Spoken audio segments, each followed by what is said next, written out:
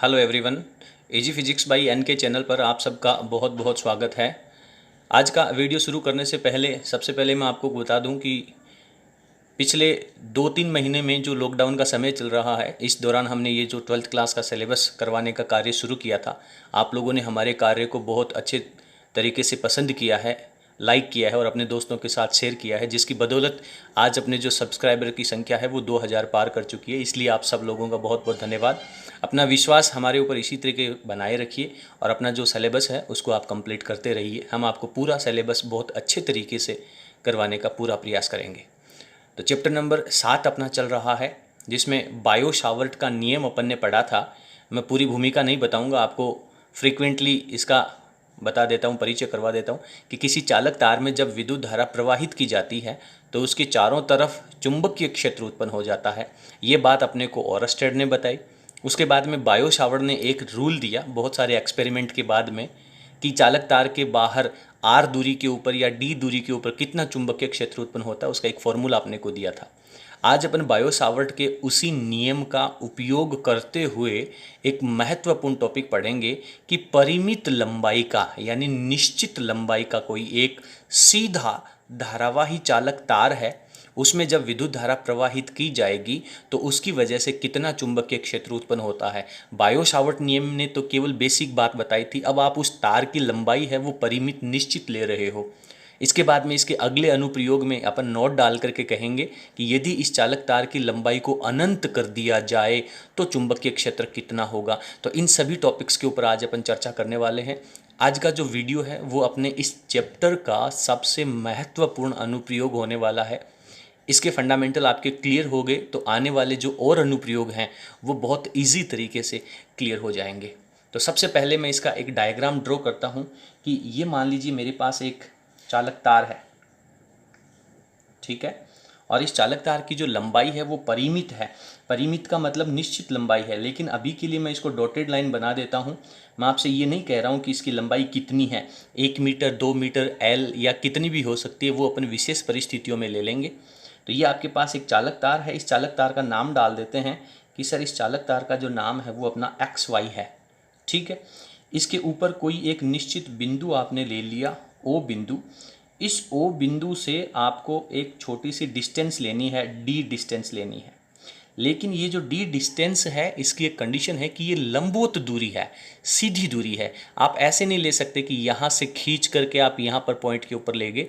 आप जिस पॉइंट से दूरी ले रहे हैं वहाँ से आपको लंबवत दूरी लेनी है, यानी यहाँ पे 90 डिग्री का एंगल बना करके ये दूरी लेनी है। तो लंबवत दूरी D के ऊपर यहाँ पे अपने पास कोई एक पॉइंट है जिसको अपन P कह देते हैं। इस P पॉइंट के ऊपर इस पूरे चालक तार में बहने वाली धारा के कारण उत्पन्न चुंबकीय क्षेत्र की वैल्यू ज्ञात करना अपना उद्देश्य है, और इसमें अपन बायो सावर्ट के नियम का उपयोग करेंगे। दूसरी बात, आज के वीडियो की मैं विशेषता बता देता हूं कि अलग अलग गाइड्स के अंदर इसके बहुत अलग अलग तरीके बनाए गए हैं, लेकिन जो मैंने पिछले 5 साल के अनुभव के आधार पर मैंने इसका जो एक शॉर्ट मेथड और बहुत इजी मेथड यहाँ पे कैलकुलेट किया है वो आपको किसी भी गाइड में नहीं मिलने वाला है। बेसिक स्टेप्स हैं, उनके द्वारा अपन इस पूरे टॉपिक को क्लियर करने वाले हैं। तो यहाँ पर मैं सबसे पहले इसके बारे में वर्णन लिख लेता हूँ कि ये तार किस तरीके का है। इस तार में ऊपर की तरफ करंट फ्लो हो रहा है और उस करंट की वैल्यू है वो आपके पास I है। मुझे इस P पॉइंट के ऊपर चुंबकीय क्षेत्र निकालना है जिसकी लंबवत दूरी D दे रखी है। तो इतनी बातें पहले मैं यहाँ पे लिख लेता हूँ, उसके बाद में आगे कंटिन्यू करते हैं। तो इसके बारे में अपने यहाँ पे लिखा है कि किसी धारावाही चालक तार जिसका नाम XY है में I धारा प्रवाहित हो रही है। सिंपल सी बात है, सीधा धारावाही चालक तार जिसका नाम XY है और इसमें I करंट है वो फ्लो हो रहा है, जिसके बिंदु O से लंबवत दूरी D पर चुंबकीय क्षेत्र का मान ज्ञात करना है। देखिए, डेरिवेशन कभी भी रटना नहीं है, इसकी एक एक फंडामेंटल बातों को आपको समझना है और डायग्राम बनाना इंपॉर्टेंट है। डायग्राम के आधार पर आप इसकी कहानी है वो लिख सकते हैं। तो इतनी बातें मैंने लिख दी। अब मैं आपको पहले एक्सप्लेन कर देता हूँ कि इसमें मुझे करना क्या है, कौन कौन से स्टेप्स को फॉलो करना है। आपको पता है कि अपने को यहाँ पे बायो सावर्ट का नियम लगाना है, और बायो सावर्ट का नियम कहता है कि सर DB यानी अल्पांश लंबाई की वजह से जो चुंबकीय क्षेत्र होगा उसकी वैल्यू होती है, मैं रफ कागज़ में लिख लेता हूँ। तो बायो सावर्ट का जो फॉर्मूला होगा उसके अकॉर्डिंग अपने पास वैल्यू होती है DB is equals to mu naught upon 4 pi I D L sine theta upon R का स्क्वायर। ये आपके पास डायग्राम है, ये डी दूरी है, ठीक है। अब बात अपन करते हैं कि ये करंट आपके पास जा रहा है और यहाँ से डी दूरी पर अपने को यहाँ पर चुंबकीय क्षेत्र निकालना है। तो इसके लिए अपने को इस फॉर्मूले में म्यू नॉट और 4 पाई की वैल्यू तो फिक्स है, आई की वैल्यू भी जो करंट जा रहा है वो भी फिक्स है। तो मेरे को यहाँ पर सिर्फ 3 चीज़ें और चाहिए, एक डी एल चाहिए, एक साइन थीटा चाहिए और एक आर चाहिए। तो इसके लिए मुझे पहले एक डी एल अल्पांश लंबाई लेनी पड़ेगी। तो यहाँ पे मैं एक डी एल लंबाई अल्पांश ले लेता हूँ और ये जो ओ पॉइंट है यहाँ से इसकी दूरी एल ले लेता हूँ, यानी ओ बिंदु से एल दूरी पर यहाँ पे एक डी एल लंबाई अल्पांश अपन लेते हैं और इस लंबाई अल्पांश के कारण यहाँ पर चुंबकीय क्षेत्र अपने को कैलकुलेट करना है।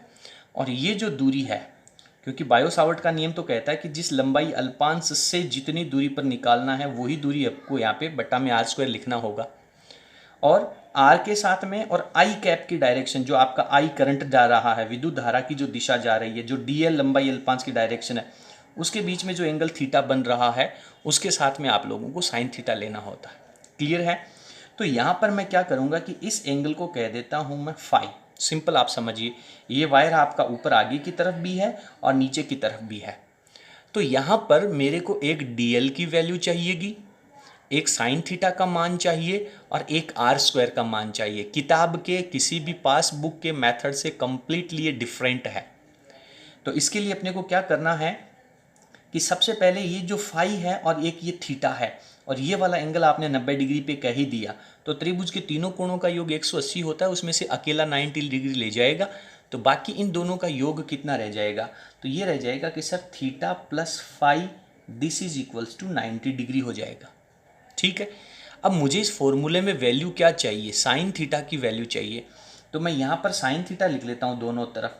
तो ये मेरे पास हो जाएगा साइन थीटा, और यहाँ से यदि मैं थीटा की वैल्यू निकालूँ तो क्या मैं इसे 90 माइनस फाई कह सकता हूँ?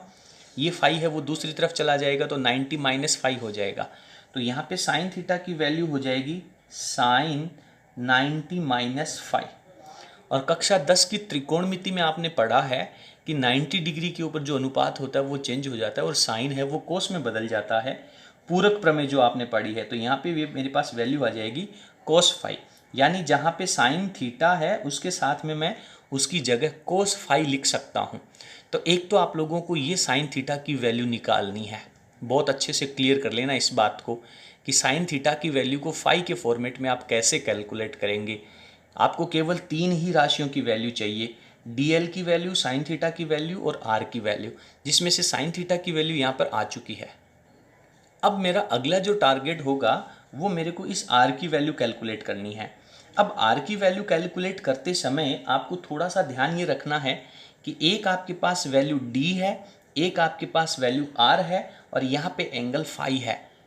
तो फाई एंगल के साथ में डी और आर में जब आप रिलेशन निकालोगे तो फाई के साथ वाला कोण तो आधार कहलाएगा और एक कर्ण कहलाएगा। तो आधार और कर्ण में फाई के साथ जो रिलेशन होगा वो कोस फाई का हो जाएगा। तो यहाँ से मेरे पास कोस फाई की वैल्यू आ जाएगी। क्या होता है? आधार बटे कर्ण, यानी डी अपॉन आर होता है। ठीक है, और यदि मैं इस कोस फाई को सेक फाई के फॉर्म में लिखूं तो ये उलट जाएगा, ये आर अपॉन डी हो जाएगा। अब इसको सेक फाई के फॉर्मेट में क्यों चेंज किया ये आपको इसी क्वेश्चन के अगले स्टेप में समझ में आ जाएगा, क्योंकि आपको एक जगह सेक फाई की वैल्यू रखनी पड़ेगी। कोस फाई की वैल्यू आपको रखनी नहीं है, आपको सेक फाई की वैल्यू है वो रखनी है। और अब यहाँ से अपन आर की वैल्यू निकाल सकते हैं। तो ये डी है वो मल्टीप्लाई में चला जाएगा, तो आर की वैल्यू आपके पास आ जाएगी सर डी सेक फाई। इन बातों को मैं आपको आगे अच्छे तरीके से नोट्स में लिख करके समझा दूंगा, पर लिखते समझना बहुत ज़रूरी है। इनको लिखना अपन स्पीड से लिखेंगे, जब आप लोगों को समझ में आ जाएगा तो आप भी इनको बहुत आसानी से लिख पाएंगे। इस पूरे प्रश्न का जो बेसिक चीज़ है वो यही है कि आपको ये पता होना चाहिए कि मुझे इसमें किन किन की वैल्यू लेके आनी है। डीएल की वैल्यू, साइन थीटा की वैल्यू और आर की वैल्यू। अब साइन थीटा की वैल्यू आप कैसे कैलकुलेट करोगे, वो आपका पोर्शन यहाँ कंप्लीट हो गया। आर की वैल्यू आप कैसे कैलकुलेट करोगे, तो ये वाली बात आपको थोड़ी सी याद रखनी है कि आर की वैल्यू में जाने से पहले मुझे कोस फाई की वैल्यू निकालनी है, फिर उसको मुझे सेक फाई में कन्वर्ट करना है, फिर उससे अपन आर की वैल्यू निकालेंगे। आप देखेंगे कि आगे आपको एक जगह सेक फाई की ज़रूरत पड़ेगी, इसलिए मैंने इसे सेक फाई के फॉर्मेट में रखा है। तो मेरे पास आर की वैल्यू आ गई, साइन थीटा की वैल्यू आ गई। अब मेरे को डी एल की वैल्यू चाहिए। अब डी एल की वैल्यू चाहिए, वो भी आपको फाई के फॉर्मेट में चाहिए। ठीक है, तो फाई है आपके पास, डी आपको दूरी दे रखी है लंबवत दूरी, एल आप मान करके चले हो, फाई एंगल आपके पास है, और आपको इस एल को किस में बदलना है, डी एल में बदलना है। तो एल है वो डी एल में कब बदलेगा, जब आप उसका अवकलन करेंगे। तो आप इस एल के रूप में डी में, एल में और फाई में संबंध निकाल लीजिए, एल में, डी में और फाई में। फिर उसको एल के फॉर्मेट में लेकर के उसका एक बार अवकलन करोगे तो वो डी एल में कन्वर्ट हो जाएगा। मेरी बात समझ में आ रही है? तो यहाँ से मैं एल की वैल्यू निकालता हूँ। तो ये फाई है, इसके सामने की भुजा लंब हो गई, ये आधार हो गई। तो आधार और लंब का जो संबंध होता है वो टेन फाई होता है। तो यहाँ पे मेरे पास वैल्यू आ जाएगी सर टेन फाई। तो ये होता है लंब बटे आधार एल अपॉन डी। ठीक है, और अब इसको वापस मैं एल के रूप में निकालूंगा तो ये मेरे पास हो जाएगा L is equals to D tan phi. ये डी है वो डिस्टेंस है, दूरी है, ये वाली दूरी है वो आपने यहाँ पे डी के फॉर्मेट में ली है। तो अब आप इस एल का अवकलन कर दीजिए। तो एल का जब आप अवकलन करेंगे तो एल की जगह तो वैल्यू आ जाएगी डी एल। उसके बाद में ये जो डी है वो कांस्टेंट राशि हो जाएगा, तो ये डी का डी रह जाएगा। और टेन फाई का जो अवकलन है, मैथ्स के स्टूडेंट इस बात को बहुत अच्छे से जानते हैं कि टेन फाई का अवकलन सेक स्क्वायर फाई होता है, टेन थीटा का अवकलन सेक स्क्वायर थीटा होता है। और बायोलॉजी के स्टूडेंट्स को ये बात है वो रटनी पड़ेगी, याद करनी पड़ेगी। कक्षा 11 में आपने अवकलन और समाकलन के कुछ फॉर्मूले पढ़े थे, वहाँ पर आप लोगों ने ये फॉर्मूला पढ़ा है कि टेन थीटा का जो अवकलन होता है वो सेक स्क्वायर थीटा होता है। और यहाँ पे आप एंगल फाई के रूप में ले रहे हो तो एंगल फाई लग जाएगा। तो टेन थीटा का अवकलन हो जाएगा सर सेक स्क्वायर फाई। और फाई है वो वेरिएबल है, क्योंकि जैसे जैसे डीएल बदलेगा वैसे वैसे फाई भी बदलेगा। तो फाई का अवकलन है वो आपका हो जाएगा डी फाई। तो ये तो डीएल वैल्यू एक साथ है और ये डी है वो ये वाला कांस्टेंट वैल्यू है। तो इस तरीके से आपके पास ये वैल्यू आ जाती है डीएल की। अब इन तीनों वैल्यूज को आप बायो सावर्ट के नियम में रख दीजिए और सॉल्व कर लीजिए, पूरा का पूरा कहानी है वो आपकी क्लियर हो जाएगी। तो यहाँ पे मैं एक बार यहीं रफ वर्क में बता देता हूँ। तो डी बी की जो वैल्यू है वो मेरे पास हो जाएगी म्यू नॉट अपॉन 4 पाई। उसके बाद में आई की वैल्यू रह जाएगी। उसके बाद में मुझे किसकी वैल्यू रखनी है, ऊपर सर डीएल की वैल्यू रखनी है। आप देख रहे हैं ना यहाँ पे आपको डीएल की वैल्यू चाहिए, तो डीएल की वैल्यू तो आपने यहाँ पे निकाल ली, तो ये डीएल की वैल्यू रख दीजिए। तो ये हो जाएगी sir D sec square phi और डी फाई। उसके बाद में आपको साइन थीटा की वैल्यू चाहिए। तो साइन थीटा की वैल्यू को आपने क्या लिखा है सर, कोस फाई लिखा है। तो इस साइन थीटा की जगह मैं लिख देता हूँ कोस फाई। और बटा में मुझे क्या चाहिए, आर का स्क्वायर चाहिए, और आर की वैल्यू है वो डी सेक फाई है। तो इसका स्क्वायर करूँगा तो मेरे पास हो जाएगा डी का स्क्वायर सेक का स्क्वायर फाई हो जाएगा। तो ये सेक स्क्वायर फाई से तो ये sec square phi cancel out हो जाएगा। इसलिए मुझे पता था कि मैं एल के फॉर्मेट में यहाँ पे फॉर्मूला लिखूंगा, उसका अवकलन करूंगा तो उसमें सेक स्क्वायर फाई आएगा। इसलिए मैंने आर को यहाँ पे सेक फाई के फॉर्मेट में लिखा है। और इस डी स्क्वायर से आप कैंसिल आउट करेंगे तो इसका स्क्वायर कैंसिल आउट हो जाएगा। एक बार इसको दोबारा अरेंज कर लेते हैं। डी बी की जो वैल्यू है वो आपके पास आ जाएगी सर म्यू नॉट अपॉन 4 पाई आ गया, आई रह गया। इसके बाद में कोस फाई को मैं पहले लिख लेता हूँ, कोस फाई और डी फाई, और बटा में क्या रह गया मेरे पास, सिंपल डी रह गया। तो अब इसमें से जो कांस्टेंट वैल्यू हैं उनको तो बाहर ले लीजिए। तो ये आपके पास वैल्यू हो गई डी बी की, this is equals to mu naught I बाहर आ गया, 4 पाई डी बाहर आ गया, और यहाँ पे आपके पास रह गया कोस फाई डी फाई। ठीक है, अब बात अपन करते हैं कि ये जो तार है इसकी लंबाई कितनी है। मैं कहता हूँ कि इस तार का ये वाला सिरा तो यहाँ पे एंड हो रहा है और ये वाला सिरा है वो यहाँ पे एंड हो रहा है। तो इस एंड को जब आप यहाँ से पी पॉइंट से मिलाएंगे तो एक एंगल बनेगा इस मुख्य दूरी के साथ में। तो ये जो नीचे वाला एंगल बन रहा है इसको मैं कह देता हूँ फाई 1, और इसके ऊपर वाले एंड के साथ में जो एंगल बन रहा है इसको कह देता हूं मैं फाई 2 एंगल। अब यदि इस तार की लंबाई बढ़ जाएगी तो फाई 1 की वैल्यू का जो एंगल है फाई 2 का जो एंगल है वो बढ़ जाएगा। सिंपल सी कहानी है। और यहाँ पे जो dB है, चुंबकीय क्षेत्र है, वो फाई के साथ ही परिवर्तित हो रहा है। तो अब आपको करना क्या है, इस पूरे तार की वजह से यदि टोटल चुंबकीय क्षेत्र निकालना है तो इसका समाकलन कर देंगे। और ये जो राइट हैंड साइड की वैल्यू है वो फाई के साथ परिवर्तित हो रही है। तो जब आप इसकी लिमिट लगाएंगे तो वो लिमिट भी आपकी फाई 1 से लेकर के फाई 2 के बीच में लग जाएगी। और ये जो मुख्य दूरी है, मुख्य भुजा है, इससे फाई 1 नीचे की तरफ है तो यहाँ पे माइनस फाई 1 लगाएंगे। फाई 2 ऊपर की तरफ का एंगल है तो प्लस फाई 2 लिख देंगे। तो यहाँ पे अपन जब नोट्स में लिखेंगे तो मैं आपको बताऊंगा कि संपूर्ण वायर की वजह से जब आपको चुंबकीय क्षेत्र चाहिए तो समाकलन करेंगे। और समाकलन में mu naught I upon 4 pi D तो आ जाएगा बाहर, और ये हो जाएगा कोस फाई डी फाई, और लिमिट लग जाएगी माइनस फाई 1 से फाई 2 तक। क्लियर है कहानी। अब कोस फाई का अवकलन क्या होता है, कोस फाई का समाकलन करना ना अपने को, तो कोस फाई का समाकलन क्या होता है, कोस फाई का समाकलन होता है सर साइन फाई, यानी कोस थीटा का समाकलन होता है साइन थीटा। तो वही बात मेरे को यहाँ पे अप्लाई करनी है। तो यहाँ पे मेरे पास जो b की वैल्यू आएगी वो कुछ इस तरीके से आ जाएगी कि mu naught I upon 4 pi D तो आ गया बाहर, और ये इसका समाकलन हो जाएगा मेरे पास साइन फाई, लिमिट लग जाएगी माइनस फाई 1 से फाई 2। ठीक है। और अब अपने को करना क्या है, लिमिट ओपन कर देनी है। तो लिमिट ओपन कैसे करते हैं, upper limit minus lower limit करते हैं, upper limit minus lower limit. तो इसमें तो माइनस ऑलरेडी लगा हुआ है, तो जैसे ही आप इसके साथ माइनस लगाएंगे तो प्लस की वैल्यू हो जाएगी। तो आपके पास b का जो फॉर्मूला हो जाएगा वो हो जाएगा mu naught I upon 4 pi D, और ब्रैकेट में जब मैं लिमिट ओपन करूंगा तो इसको मैं डायरेक्ट लिख देता हूँ sine phi 1 plus sine phi 2। तो ये आपके पास इस परिमित लंबाई के तार के कारण चुंबकीय क्षेत्र की वैल्यू आ जाती है। तो ये अभी अपन ने रफ वर्क को अच्छे से समझ लिया है। अब इसी कहानी को मैं लिखूंगा। आपको ये जो फॉर्मूला अपने पास नीचे आया है, ये पूरा फॉर्मूला आपको याद होना चाहिए। ये टॉपिक अगर आपका याद होगा आपको, तो इसके आगे जो विशेष परिस्थितियां हैं, विशेष स्थितियां हैं, उनको भी अपन अच्छे तरीके से क्लियर कर पाएंगे। तो चलिए अपन अब नोट्स में चलते हैं। तो यहाँ पर अपने को इस बिंदु P पर चुंबकीय क्षेत्र ज्ञात करने के लिए सबसे पहले कुछ रचना करनी होगी, कुछ कल्पनाएं करनी होंगी। उसके बारे में अपन थोड़ा सा लिखते हैं। जो आपने dl लंबाई अल्पांश लिया था उसके बारे में अपन लिखते हैं। तो यहाँ पे लिखा है कि तार पर स्थित बिंदु O से, ये तार के ऊपर स्थित बिंदु O है, उससे L दूरी पर लंबाई अल्पांश dl लेते हैं। तो यहाँ से L दूरी के ऊपर जाके अपन एक लंबाई अल्पांश dl लेते हैं, तो उसको भी अपन यहाँ पे प्रदर्शित करते हैं।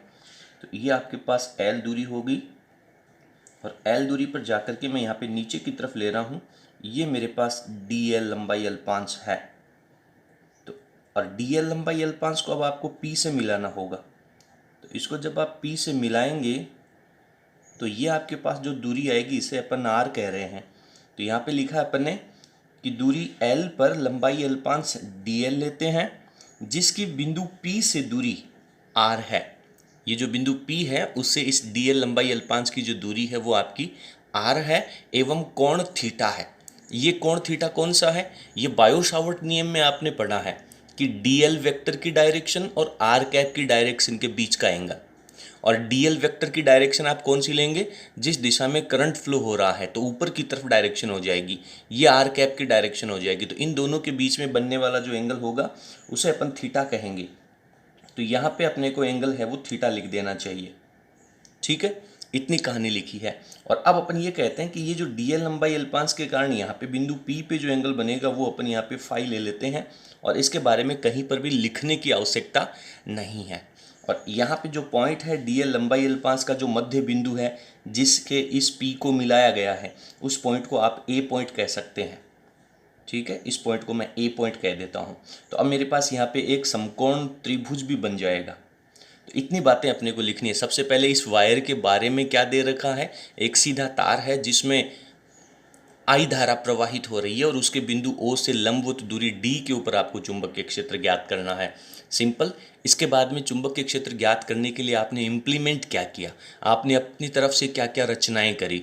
तो उसमें अपन सिर्फ लिखते हैं कि इसके बिंदु O से L दूरी के ऊपर जाकर के एक DL लंबाई अल्पांश लेना है और उस लंबाई अल्पांश की बिंदु P से जो दूरी होगी वो अपनी R हो जाएगी और एंगल है वो थीटा हो जाएगा। ठीक है। अब अपन सिंपल बायो सावर्ट नियम का यूज़ करेंगे क्योंकि अपन बायो सावर्ट नियम के अनुप्रयोग पढ़ रहे हैं। तो सबसे पहले मैंने यहाँ पे लिखा है बायो सावर्ट नियम से। अब बायो सावर्ट का नियम अपने को यहाँ पे लिख लेना है।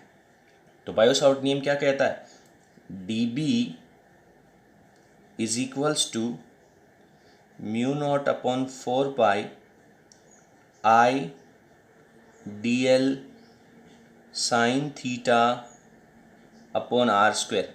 इक्वेशन नंबर 1 डाल दीजिए। अब देखिए, अभी आपने जो कहानी पढ़ी थी रफ वर्क के अंदर, वही बात अपन यहाँ पे दोबारा पढ़ने वाले हैं। तो आपका अभी की इसी वीडियो के अंदर आपका एक बार रिवीजन हो जाएगा। अभी अपन ने क्या कहा था कि ये जो बायो सावर्ट नियम है इसमें अपने को dl की वैल्यू निकालनी होगी, साइन थीटा की वैल्यू निकालनी होगी और r की वैल्यू निकालनी होगी। तो सबसे पहले अपन किसकी वैल्यू निकालते हैं, साइन थीटा की वैल्यू निकालते हैं। कैसे निकाली थी, याद करो कि सर थीटा प्लस फाई इन दोनों का जो सम होगा, योग होगा, वो आपका 90 डिग्री होगा। तो यहाँ पे अपन लिखते हैं चूँकि theta plus phi this is equals to 90 degree, और यहाँ से यदि मैं थीटा की वैल्यू निकालूं तो ये मेरे पास हो जाएगा 90 माइनस 5। और अब यदि मैं इसके साथ साइन थीटा यूज़ करूं तो ये मेरे पास इस तरफ मैं यहीं लिख लेता हूं कि साइन थीटा बराबर साइन 90 माइनस 5 लिखेंगे अपन यहाँ पे। और जैसे ही साइन 90 माइनस 5 लिखेंगे आपके पास हो जाएगा sine theta this is equals to cos 5। ये आपके पास सेकंड इक्वेशन आ जाएगी क्योंकि आपको साइन थीटा की वैल्यू चाहिए थी। तो यहाँ पे dl की वैल्यू, साइन थीटा की वैल्यू और r की वैल्यू, उन सबको अपन इक्वेशन का नंबर डाल देंगे और अंत में लिखेंगे कि इन सब वैल्यूज़ को समीकरण नंबर 1 में रखने पर। ठीक है, ये बात आपको समझ में आ रही है। कक्षा 10 के अंदर आप लोगों ने पूरक प्रमेय पढ़ी थी, वहाँ पे अपन ने पढ़ा था कि साइन है वो 90 में चाहे प्लस करो या माइनस करो कोस के फॉर्म में चेंज हो जाता है। तो इतनी कहानी अपने को यहाँ पे क्लियर है। अब दूसरा पोर्शन अपन किसका निकालते हैं, याद करो। अब अपने को किसकी वैल्यू निकालनी है, सर अपने को अब की बार r की वैल्यू निकालनी है। तो r की वैल्यू निकालने के लिए क्या करना चाहिए कि r के रूप में, d के रूप में और फाई के फॉर्मेट में अनुपात निकालो। तो यहाँ पे अपन लिख सकते हैं समकोण त्रिभुज, समकोण त्रिभुज का नाम डाल दीजिए AOP से।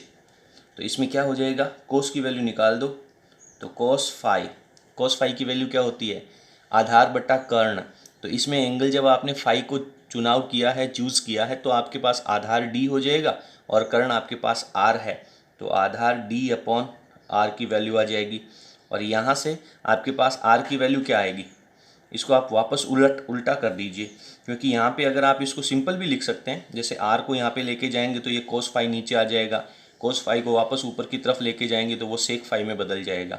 और यदि मैं यहीं पर इसको लिखता हूँ कि कोस फाई की जगह मैं लिखूँगा सेक फाई, तो ये वैल्यू मेरे पास हो जाएगी r अपॉन डी। और यहाँ से r की वैल्यू मैं लिख सकता हूँ, तो r इज इक्वल्स टू हो जाएगा मेरे पास d सेक फाई। और इसे अपन समीकरण नंबर 3 डाल देते हैं। इतना क्लियर हो जाता है। जो बातें अभी अपन ने रफ में पढ़ी थी उन्हीं को अपन थोड़ा अच्छे तरीके से सेट कर रहे हैं, लिख रहे हैं, आपका रिवीजन भी हो रहा है। इसके बाद में सर r की वैल्यू भी आ गई, साइन थीटा की वैल्यू भी आ गई। अब अपने को किसकी वैल्यू चाहिए, बायो सावर्ट नियम के अंदर याद होना चाहिए 3 ही तो वैल्यू चाहिए। सर dl की वैल्यू चाहिए। बताओ dl की वैल्यू कैसे निकाली थी, dl की वैल्यू, सर dl की वैल्यू निकालने के लिए आपको एक तो l लेना है और एक इस त्रिभुज के अंदर d लेना है। तो ये d है, जब एंगल फाई आप सेलेक्ट करेंगे तो फाई में d है वो आधार हो जाएगा और l है वो लंब हो जाएगा। तो लंब और आधार के बीच में जो रिलेशन होता है उसको देख लीजिए। तो लंब और आधार के बीच में टेन थीटा का रिलेशन होता है। तो वापस अपन यही कहानी यहाँ पे लिखने वाले हैं कि समकोण त्रिभुज लेकर के चलेंगे और समकोण त्रिभुज में अपने को क्या लिखना है। तो अगेन समकोण त्रिभुज AOP से क्या कहता है, ये कहता है कि सर टेन फाई की जो वैल्यू है वो होती है लंब का मतलब है L और आधार का मतलब है D। और अगेन आप यहाँ से L की वैल्यू निकाल लीजिए तो L इज इक्वल्स टू हो जाएगा सर D tan phi। अब अपन यहाँ पे लिखते हैं अवकलन करने पर एक बार आप इसका अवकलन कर दीजिए। तो जैसे ही आप अवकलन करेंगे L की वैल्यू तो बन जाएगी क्या सर DL, D इसमें कांस्टेंट है तो D का D रह जाएगा। tan phi का अवकलन, जैसा अभी अपने रफ वर्क के समय कहा था कि मैथमेटिक्स के स्टूडेंट्स को आसानी से याद हो जाएगा, बायोलॉजी के स्टूडेंट्स को थोड़ा सा यहाँ पे मेहनत करनी पड़ेगी। तो ये हो जाएगा आपके पास sec स्क्वायर फाई, और फाई का अवकलन क्या हो जाएगा डी फाई। तो ये मेरे पास DL की वैल्यू आ जाएगी। इसे मैं इक्वेशन नंबर 4 डाल देता हूँ। अब क्या लिखना है कि समीकरण नंबर 2, 3 और 4 से जो वैल्यू है वो समीकरण नंबर 1 में अपने को रिप्लेस कर देनी है। तो समीकरण 2, 3 व 4 से मान समीकरण 1 में रखने पर, देखिए भैया ये जो सॉल्यूशन है आप लोगों को किसी भी बुक में नहीं मिलेगा। ये नया इनोवेशन है, मैंने अपनी तरफ से इसको सॉल्व किया ताकि बच्चों को बहुत आसानी से याद हो जाए।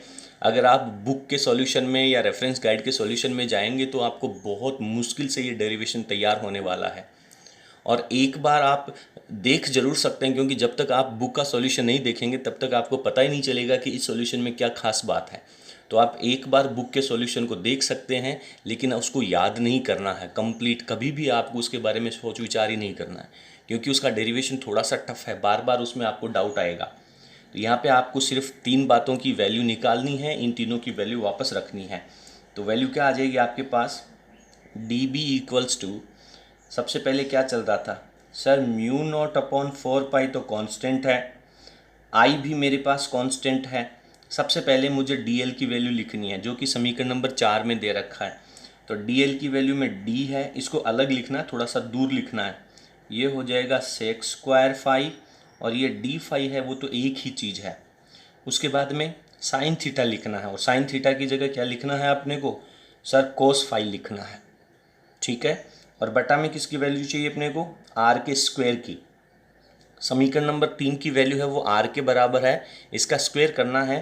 तो ये हो जाएगा आपके पास D का स्क्वायर, और ये हो जाएगा sec स्क्वायर फाई। अब आप इसको थोड़ा सा सॉल्व कर लीजिए। यहाँ पे थोड़ी सी काट छाट होएगी, क्या होगा, ये sec स्क्वायर फाई से तो आपका sec स्क्वायर फाई कैंसिल हो जाएगा, और इस D से इसका स्क्वायर कैंसिल आउट हो जाएगा। तो अब आप इसको थोड़ा सा एक बार सॉल्व करके रख लीजिए। तो यहाँ पे मेरे पास वैल्यू आ जाएगी sir DB this is equals to μ0I/4π, और ये D है वो भी कांस्टेंट वैल्यू है, क्यों ना मैं इसको भी बाहर ले लूँ। ये भी बाहर आ गया। यहाँ पे वेरिएबल बचा मेरे पास कोस फाई, और एक वैल्यू और बच रही है क्या, D फाई। इतना अपने को लिख लेना है, ठीक है। अब अगले पेज में जाने से पहले वापस मैं आप लोगों को एक बार डायग्राम के ऊपर लेके जाऊंगा, और थोड़ा सा अपने को वर्क और करना है, ठीक है। तो ये वैल्यू आपके पास जो चुंबकीय क्षेत्र का फॉर्मूला आया है बिंदु P के ऊपर, वो केवल DL की वजह से आया है, और अपने को तो इस पूरे तार के कारण निकालना है। और तार के कारण यदि निकालना है तो इस तार का जो अंतिम छोर है, मैं ये कह देता हूँ कि ये जो तार है ये आपका यहाँ तक है, इसके आगे भी जा सकता है, इसकी लंबाई हो सकती है, लेकिन अभी के लिए अपन इसका अंतिम छोर यहाँ मान लेते हैं। तो अब अपने को इस पूरे तार के कारण जब चुंबकीय क्षेत्र निकालना है तो अपने को इसका समाकलन करना होगा। और समाकलन में आप जानते हैं कि यहाँ पे जो समाकलन है वो कोण के सापेक्ष हो रहा है।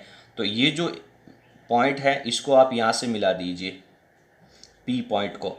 देखिए मैं आपको फिर बता देता हूँ, बुक के अंदर इसका जो सॉल्यूशन है वो बहुत टिपिकल है, उसको आप लोगों को ध्यान से पढ़ना है, लेकिन एक बार पढ़ना है। तो ये जो मुख्य एक्स के साथ में इसका एंगल बनेगा, इसको कह देता हूँ मैं -φ1। और इसी प्रकार से जो इसका ऊपर का शिखर होगा, जो ऊपर का सबसे दूर वाला जो पॉइंट है ऊपर की तरफ का, उसको भी जब आप यहाँ पे मिलाएंगे तो यहाँ पर भी एक एंगल बनेगा, और मुख्य एक्स के साथ में जो मुख्य दूरी वाली लाइन है, यहाँ से इसका जो एंगल बनेगा इसको अपन φ2 कह देंगे। तो अब अपने को सिंपल इसके -φ1 से लेकर के φ2 की सीमा के बीच में इसका समाकलन कर देना है। और ये वैल्यू है वो अलग अलग स्थितियों के अंदर अलग अलग हो जाएगी। जैसे जैसे इस तार की लंबाई बढ़ती जाएगी, ये जो कोण हैं इनकी वैल्यू भी बढ़ती जाएगी। और यदि ये तार अनंत लंबाई का हो जाए, इस तरफ भी इन्फिनिटी पे, इस तरफ भी इन्फिनिटी पे, तो ये जो एंगल -φ1 है आप लोगों का, वो भी अनंत पे जाकर के इसको काटेगा। यानी यदि तार की लंबाई अनंत करेंगे, अपन विषम परिस्थितियों की बात करेंगे इस डेरिवेशन के आगे, तो उस समय अपन जब अनंत लंबाई का तार हो जाएगा, उस समय ये -φ1 है, ये भी आपका 90 का हो जाएगा, और φ2 है, ये भी अपना 90 डिग्री का हो जाएगा। क्लियर है? तो ये बातें आप लोगों को ध्यान रखनी है। तो अब मैं आपको नेक्स्ट पेज के ऊपर लेके जाता हूँ, उस डेरिवेशन को आगे कंप्लीट करते हैं। तो वहाँ पर अपन किस तरीके से लिखेंगे देखिए। तो यहाँ पे अपन ने लिखा है कि तार के किनारों को बिंदु P से मिलाने पर, तार परिमित लंबाई का है, जैसा कि आपने हेडिंग में लिखा है निश्चित लंबाई का है, तो उसके किनारे भी होंगे। और जब आप किनारों को मिलाओगे तो कोण -φ1 और φ2 बनते हैं। अब एक बात मेरी बहुत ध्यान से सुनना कि ये -φ1 है वो मुख्य एक्स से नीचे की तरफ के कोण को कहा है, φ2 है वो ऊपर की तरफ के कोण को कहा है। ये केवल और केवल जब अपन डेरिवेशन करेंगे उस समय लिखना है। जब आप लोगों के पास इसका एक बार रिजल्ट आ जाएगा और उसके बाद में जब आप न्यूमेरिकल सॉल्व करेंगे, और उस समय मान लीजिए कभी कहेगा कि ये एंगल 45 का है, ये एंगल 45 का है, तो दैट टाइम आपको यहाँ पे केवल 45 ही लिखना है, -45 उस समय नहीं लिखना है। ये केवल अपन डेरिवेशन के सॉल्यूशन में इसका रिजल्ट है वो इंक्लूड कर देंगे। ठीक है?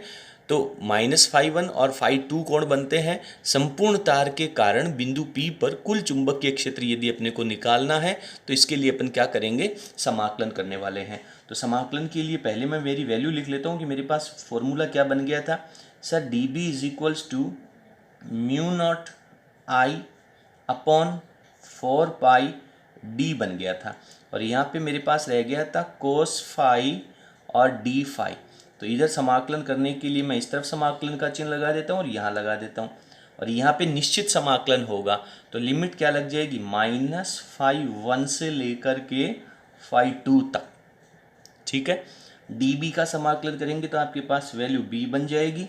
ये constant value μ0I upon 4πd याद हो जाना चाहिए। क्या बाहर आया है कांस्टेंट वैल्यू, बाहर क्या आई है, आगे चल करके कई सवालों में यही फॉर्मूला बन जाएगा। और जब आप cos φ का समाकलन करेंगे तो आपके पास बन जाएगा sin φ। लिमिट लगा दीजिए -φ1 से φ2। अब आपने जैसा कि इसके सॉल्यूशन में देखा था कि जब अपन लिमिट अप्लाई करते हैं तो अपन लिखते हैं upper limit minus lower limit. तो एक सेकंड के लिए मैं आपको लिख देता हूँ पूरा। तो ये मेरे पास बन जाएगा μ0I अपॉन 4πd। तो यहाँ पे आप इस लिमिट को ओपन करो तो ये है मेरे पास sin φ1, सबसे पहले लिखना होगा मुझे 2 क्योंकि अपर लिमिट है, फिर फॉर्मूला कहता है माइनस, और फिर मेरे को कहता है कि लोअर लिमिट, और लोअर लिमिट में मुझे यहाँ पे लिखना होगा -φ1। और जब साइन के एंगल में माइनस होता है तो इसका आप रेफरेंस डाल सकते हैं चाहे यहाँ पर, चूँकि साइन -θ है दैट इज इक्वल्स टू होता है -sin θ।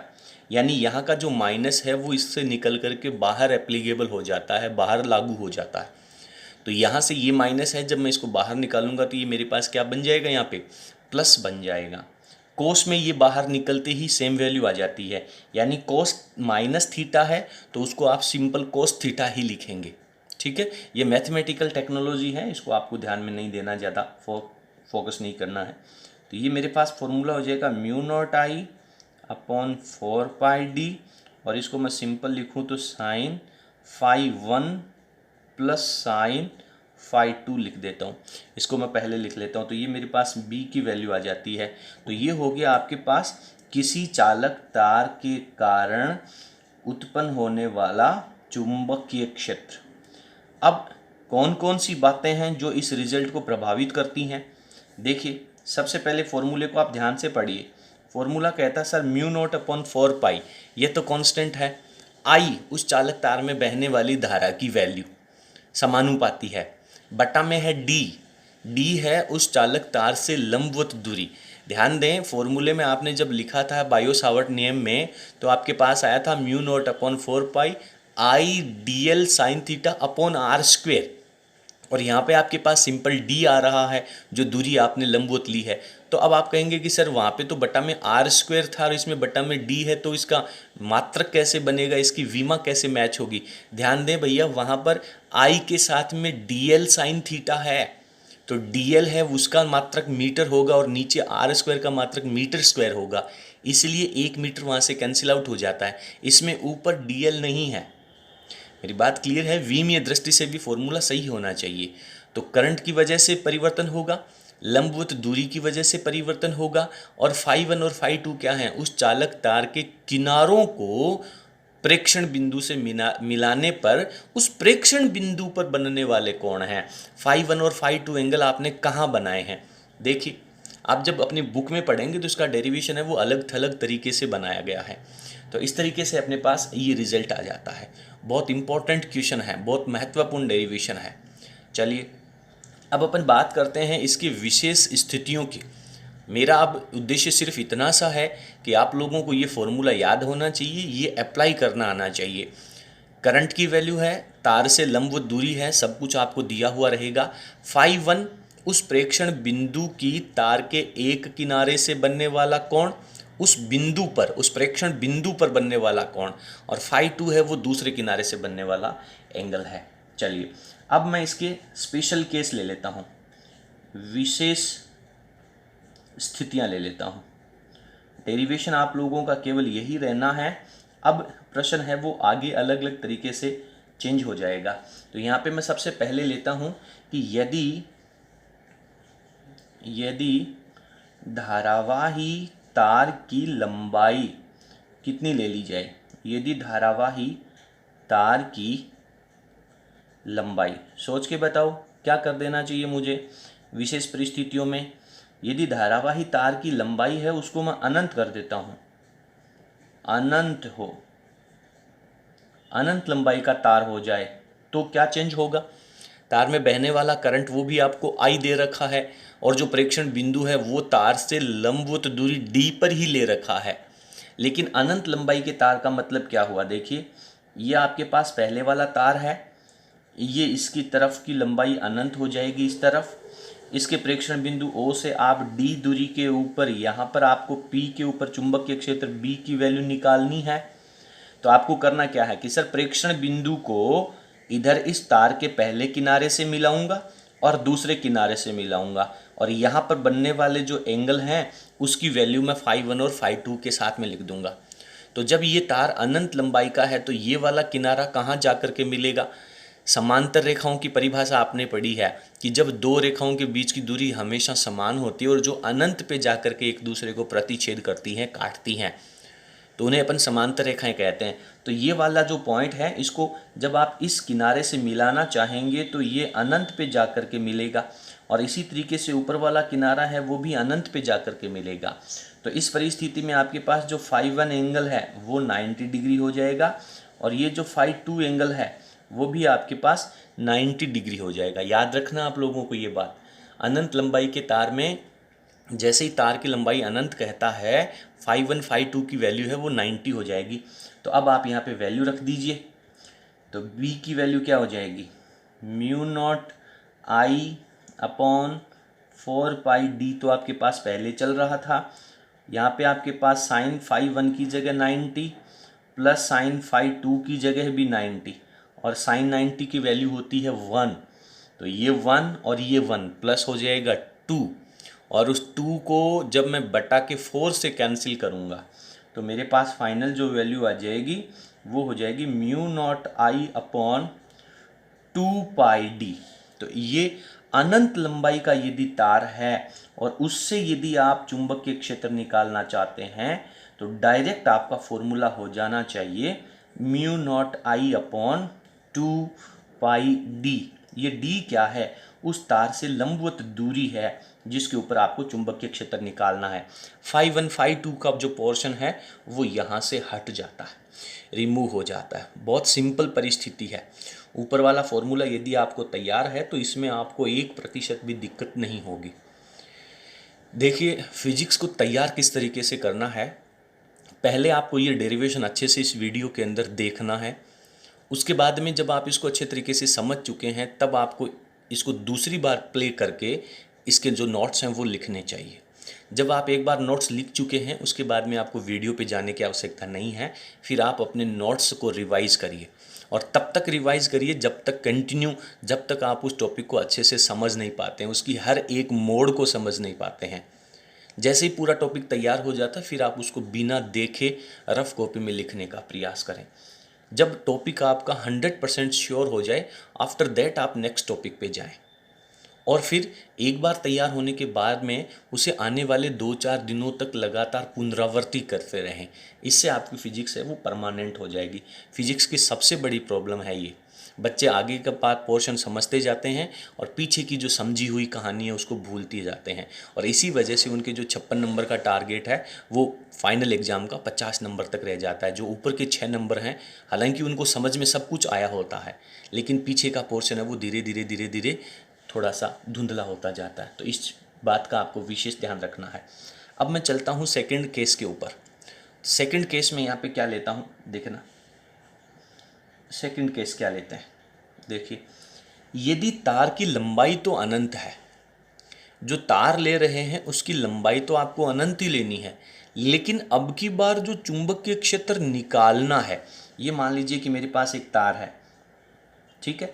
अच्छा, तार की लंबाई अनंत का मतलब क्या, क्या दोनों तरफ से इन्फिनिटी होना जरूरी है? क्या दोनों तरफ से अनंत होना जरूरी है? क्या दोनों तरफ से अनंत होना जरूरी नहीं है। यदि एक तरफ की उसकी लंबाई भी बहुत आगे तक जा रही है तब भी ये तार है वो अनंत लंबाई का ही कहलाएगा। मेरी बात समझ में आ रही है? लेकिन सवाल अब ये कह रहा है कि इस अनंत लंबाई के तार का एक किनारा तुम्हारे पास है, उस किनारे से डी दूरी के ऊपर जाके और पी पॉइंट के ऊपर यहां चुंबकीय क्षेत्र निकालो। बात क्लियर है? तार वही अनंत लंबाई का है, धारा वही बह रही है, लंबवत दूरी आपको लेनी है, लेकिन पिछली बार लंबवत दूरी आप बीच में से ले रहे थे, अब की बार लंबवत दूरी है वो आपको इसके एक किनारे से लेनी है। तो पहले मैं हेडिंग डाल देता हूं, अनंत लंबाई के धारावाही, अनंत लंबाई के धारावाही चालक के किनारे से लंबवत दूरी पर चुंबकीय क्षेत्र, इससे चुंबकीय क्षेत्र कितना हो जाएगा? तो पहले फॉर्मूला लिख लो, B बराबर mu naught I upon 4πd। Sir अनंत लंबाई वाला फॉर्मूला लिखो ना, 2πd वाला। भैया ये 2πd वाला फॉर्मूला तब एप्लीकेबल है जब आपका तार अनंत लंबाई का है और उसके बीच से आप लंबवत दूरी पे निकाल रहे हो। अभी तो फॉर्मूला मैं यहाँ पे जो मेरे पास रिजल्ट आया था वही लेकर के चलूँगा, क्योंकि इस फॉर्मूले में आप विशेष स्थितियाँ अप्लाई करेंगे। तो यहाँ पे फॉर्मूला पहले यही लिख लेता हूँ, साइन φ1 प्लस साइन φ2। अच्छा बताएं, देखें क्या होने वाला है यहाँ पर।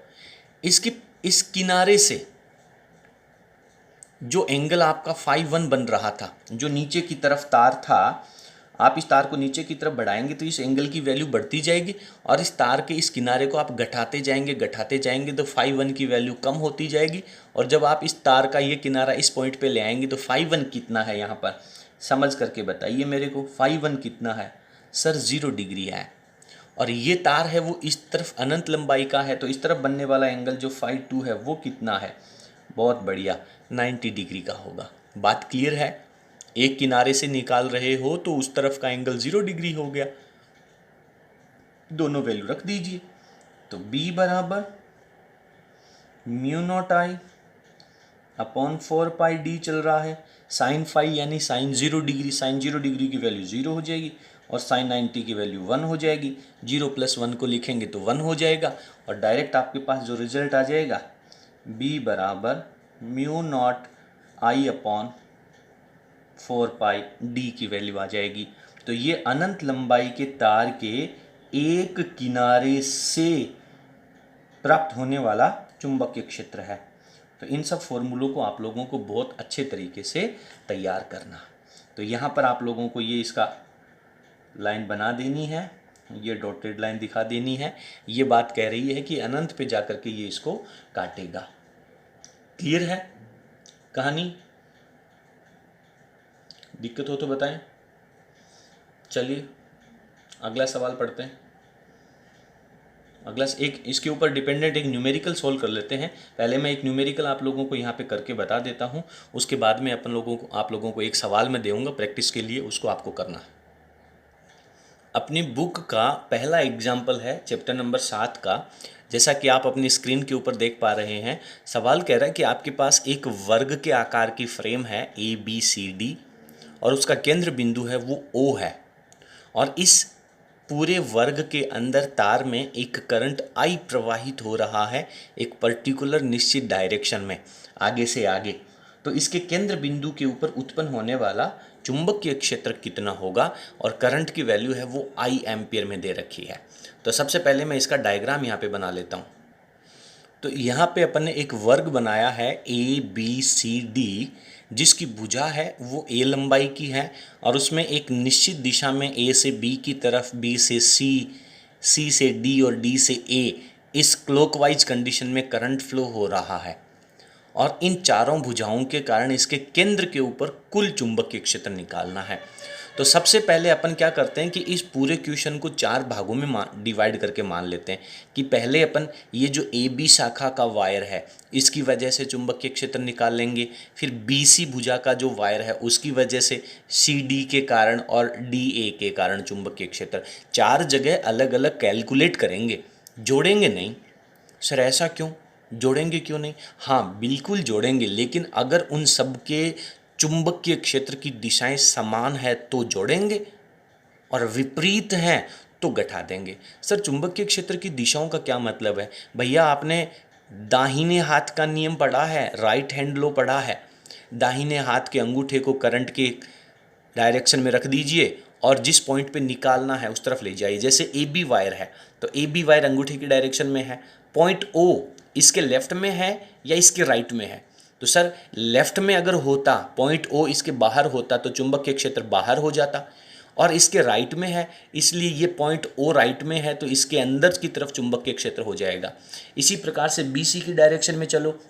सर BC की डायरेक्शन तो ये हो गई।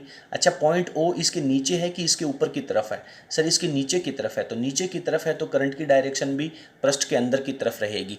फिर CD की डायरेक्शन में चलिए, ये सर CD की डायरेक्शन है, यहाँ पर हाथ के अंगूठे के नीचे की तरफ है। तो जब नीचे की तरफ है तो ये इसका O पॉइंट किस तरफ है? इसके लेफ्ट में है कि राइट में है? सर इसके लेफ्ट में है। तो यहाँ पर आपको अपने दाहिने हाथ की स्थिति को रखना है, और दाहिने हाथ की स्थिति के अनुसार इसमें चुंबकीय क्षेत्र की जो दिशा है वो भी पृष्ठ के लंबवत अंदर की तरफ है। D से A की तरफ जा रहा है, पॉइंट O किधर है? इसके ऊपर की तरफ है। भैया सिंपल आपको उंगलियों उस पॉइंट के ऊपर रखनी है, अगर पॉइंट इधर की तरफ होता तो ये बाहर की तरफ निकल जाता। क्लियर है स्थिति? तो चारों तारों के कारण उत्पन्न चुंबकीय क्षेत्र है, उसके कारण जो दिशा है वो पृष्ठ के लंबवत अंदर की तरफ है। तो चारों की डायरेक्शन समान होने के कारण अब अपन कह सकते हैं कि इनको जोड़ देंगे। अच्छा B1 इसके कारण, पहले के कारण उत्पन्न चुंबकीय क्षेत्र, चलो कैसे निकालेंगे? आप B को पॉइंट O से मिलाइए और A को मिलाइए, और इसके मध्य बिंदु से इसकी जो लंबवत दूरी है वो इसकी आधी दूरी हो जाएगी। कितनी हो जाएगी? A/2 हो जाएगी। और यहाँ पे बनने वाला जो एंगल है वो आपका 45 डिग्री का होता है वर्ग में। ये ऑटोनॉन है, स्वय विवेक से ये बात अपन जानते हैं, छोटी कक्षाओं में पढ़ के आए हैं। इसी प्रकार से जब BC को यहाँ से मिलाऊंगा तो B का जो सिरा है वो भी 45 डिग्री का, और C का जो सिरा है वो भी 45 डिग्री का कोण बनाएगा, और जो लंबवत दूरी है वो भी आपकी A/2 ही रहेगी। यानी सभी तारों के कारण एंगल भी बराबर बनेंगे, लंबवत दूरियां भी बराबर हैं, करंट की वैल्यू भी बराबर है, तो चारों के कारण उत्पन्न चुंबकीय क्षेत्र की वैल्यू भी बराबर आएगी। ठीक है, तो अब अपन यहाँ पे सबसे पहले इसको सॉल्व करते हैं। तो यहाँ पे मैं फॉर्मूला लिख लेता हूँ, B बराबर कौन सा लिखूँ? Mu naught I upon 4πd sine phi 1 plus sine phi 2 का। तो यहाँ पे मैं लिखता हूँ फाई 1 बराबर 45 डिग्री और फाई 2 बराबर 45 डिग्री, और इसको मैं B1 कह देता हूँ ए बी तार के कारण। तो B1 की वैल्यू मेरे पास क्या आ जाएगी सर, म्यू नॉट आई दे रखा है 4πd की वैल्यू मैं a/2 लिखूंगा, तो बट्टा का जो 2 है वो ऊपर चला जाएगा। क्लियर है, d की वैल्यू को मैंने यहाँ पे रिप्लेस कर दिया है, रख दिया है। तो साइन फाई 1 की वैल्यू 45, तो ये होता है 1/√2 और ये होता है 1/√2। तो जब इसको x मान लो, इसको x मान लो, अगर आपकी कैलकुलेशन थोड़ी सी कमज़ोर है, इसको x और इसको x, जब x प्लस x जुड़ेगा तो 2x हो जाएगा ना। यानी सिंपल इस संख्या को 2 से मल्टीप्लाई कर दो तो आपके पास ये वैल्यू बन जाएगी 2 म्यू नॉट आई अपॉन 4π ए आपके पास चल रहा है, और इसकी कैलकुलेशन हो जाएगी 2/√2। क्लियर है। तो ये 2 और 2 मल्टीप्लाई होकर के 4 हो जाएंगे, जो इस 4 को कैंसिल कर देंगे, और आपके पास फाइनल जो रिजल्ट बनेगा B1 का वो ये रह जाएगा म्यू नॉट आई अपॉन √2π ठीक है। अब अपन आगे चलते हैं। जब B1 की वैल्यू आपके पास इतनी आ गई तो B2 की वैल्यू भी समान आएगी, क्योंकि B1 बराबर है B2 बराबर है B3 और बराबर है B4।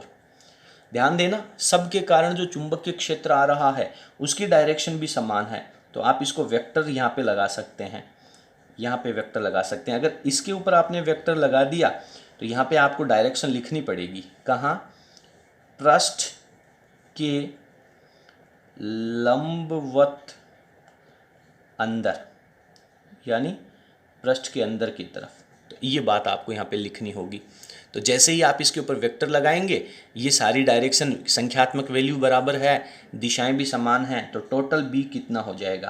तो इसके टोटल बी की वैल्यू अपने यहाँ पे लिख लेते हैं।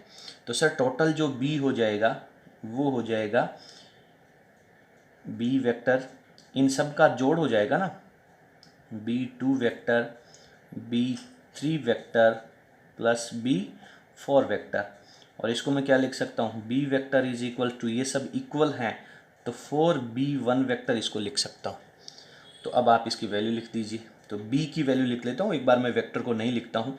तो ये हो जाएगा मेरे पास म्यू नॉट आई अपॉन √2π और इसको लिख देता हूँ मैं 4 से मल्टीप्लाई कर देता हूँ। वेक्टर की कहानी अभी अपन नहीं लिख रहे हैं, क्योंकि अपने को पता है कि पृष्ठ के लंबवत अंदर की तरफ रहना है। तो अंदर की तरफ आप यदि लिखना चाहें तो इसको इस तरीके से लिख सकते हैं। क्लियर है कहानी, दिक्कत बताइए, परेशानी हो तो किसी प्रकार की चर्चा करें अपन, नहीं है चलिए आगे सोल्व कर लेते हैं इसको। आगे सोल्व करें तो क्या हो जाएगा, b बराबर, इस √2 से इसको सोल्व करने का प्रयास करो आप, ठीक है। तो √2 से सोल्व करने का प्रयास करेंगे तो 4 को अपन 2 × 2 लिख सकते हैं, उसमें से एक 2 कैंसिल हो जाएगा, तो 2√2 mu naught I upon πa हो जाएगा, ठीक है। तो इस तरीके से आपके पास ये वैल्यू आ जाएगी। अब आप इसको सोल्व कर सकते हैं, कैसे, तो b बराबर, ये 2√2 तो आपके पास पहले हो गया। म्यू नॉट की वैल्यू क्या होती है, म्यू नॉट की वैल्यू होती है सर 4π 10⁻⁷। आई की वैल्यू आई दे रखी है, बटा में आपके पास यहाँ पे सिर्फ पाई बच रहा है और ए बच रहा है, तो पाई से आप पाई को कैंसिल आउट कर दीजिए। तो b की वैल्यू आपके पास रह जाएगी, 4 को 2 से गुणा किया 8 √2 10⁻⁷ आई अपॉन में क्या बच रहा है, ए रह रहा है। तो ये वैल्यू आ जाएगी किस में, टेस्ला में। किस में वैल्यू आ जाएगी, टेस्ला के अंदर इसकी वैल्यू आ जाएगी। तो इतना आप लोगों को यहाँ पे लिखना है। यदि आप इसके ऊपर वेक्टर लगाते हो तो आपको बार मोड़ लगा देना है, क्योंकि आप डायरेक्शन यहाँ पे नहीं बता रहे हो। और अगर आप वेक्टर बता रहे हो तो आपको इसके साथ में यहाँ पे लिखना है पृष्ठ के लंबवत अंदर की तरफ। तो इस तरीके से ये इसका सॉल्यूशन हो जाता है। बहुत महत्वपूर्ण सवाल है, फंडामेंटल आपके क्लियर होंगे तो क्वेश्चन भी हो जाएंगे। एक सवाल को, एक टॉपिक को आपको एक दिन में तैयार करना है। एक दिन में आपको एक टॉपिक से ज़्यादा नहीं पढ़ना चाहिए। नेक्स्ट वीडियो के अंदर अपन इसी टॉपिक को आगे कंटिन्यू करेंगे, इसके और एप्लीकेशन पढ़ेंगे और बहुत सारे सवाल पढ़ेंगे। अब आप लोगों को मैं ले चलता हूँ एक क्वेश्चन के ऊपर। वो क्वेश्चन आप लोगों को सॉल्व करके और उसका जो आंसर है वो हमें कमेंट बॉक्स में आप लोगों को लिखना होगा। जैसा कि आप इस क्वेश्चन में देख पा रहे हैं, पहले मैं आपको क्वेश्चन अच्छे से समझा देता हूँ। ये मेरे पास एक वर्ग ही है, लेकिन वो वर्ग है वो कंटिन्यूस बना हुआ नहीं है। वर्ग के आकार के अंदर दो तारों को मोड़ा गया है, दोनों में एक ही दिशा में करंट अंदर की तरफ एंटर हो रहा है। अलग अलग भुजाओं से चित्र के अनुसार होते हुए दूसरे किनारे से बाहर निकल जाता है।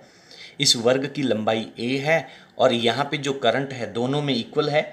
इस शाखा में भी I है और इसमें भी I है, बहता हुआ इस तरफ निकल रहा है। इसके केंद्र बिंदु O के ऊपर कुल चुंबकीय क्षेत्र कितना होगा उसको आपको कैलकुलेट करना है और उसका जो आंसर है वो आप लोगों को हमें कमेंट बॉक्स में लिखना है। थोड़ा ध्यानपूर्वक आप इस क्वेश्चन को करेंगे। इस तरह के और भी प्रश्न आप अपने दिमाग में सोच करके और उनका भी आप सॉल्यूशन करेंगे। यदि किसी भी प्रश्न में आपको कोई डाउट आता है तो प्लीज़ आप हमें हमारे व्हाट्सएप नंबर के ऊपर ज़रूर कमेंट करें, हम आपका समाधान करने का पूरा प्रयास करेंगे। तो बने रहिए हमारे साथ, बहुत महत्वपूर्ण चैप्टर चल रहा है, बहुत ईजी तरीके से अपन प्रयास कर रहे हैं। जिन चीज़ों में अपने बुक्स के अंदर डाउट आता है या दिक्कत आती है तो उनको भी अपन यहाँ पे सॉल्व करने का प्रयास करते हैं।